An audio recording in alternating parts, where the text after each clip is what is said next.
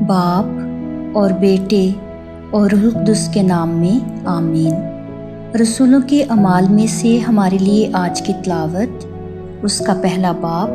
پہلی آیت سے 11ویں آیت تک۔ اے تاؤفلس، میں پہلی کتاب میں وہ سب باتیں بیان کر چکا ہوں جو یسوع کرتا اور سکھاتا رہا، شروع سے لے کر اس دن تک جس میں وہ روح القدس سے اپنے رسولوں کو جنہیں اس نے چن لیا تھا حکم دے کر اوپر اٹھایا گیا۔ اس نے بہت سی دلیلوں سے انہیں ثبوت دیا تھا کہ دکھ سہنے کے بعد بھی وہ زندہ تھا، چنانچہ 40 دن تک انہیں دکھائی دیتا اور ان سے خدا کی بادشاہی کی باتیں کرتا رہا، اور ان کے ساتھ کھانا کھاتے وقت انہیں حکم دیا کہ یروشلم سے باہر نہ جاؤ، بلکہ باپ کے اس وعدہ کا انتظار کرو جس کا ذکر تم مجھ سے سن چکے ہو،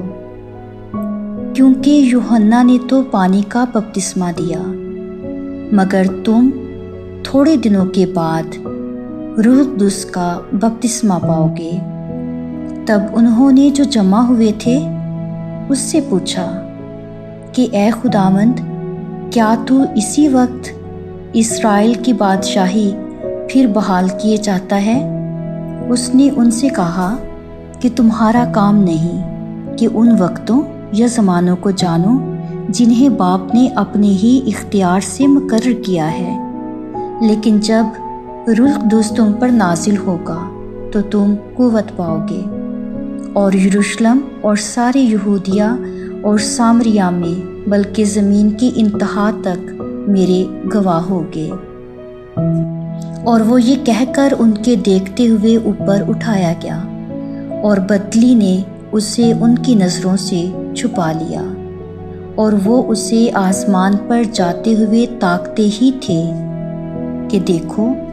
2 مرد سفید پوشاک پہنے ان کے پاس آ کھڑے ہوئے اور بولے، اے جلیلی مردو، تم کیوں آسمان کی طرف دیکھتے ہو؟ یہی یسوع جو تمہارے پاس سے آسمان پر اٹھایا گیا ہے، جس طرح تم نے اسے آسمان پر جاتے دیکھا ہے، اسی طرح پھر آئے گا۔ پاک کلام کے پڑھے اور سنے جانے پر خدا کی برکت ہو۔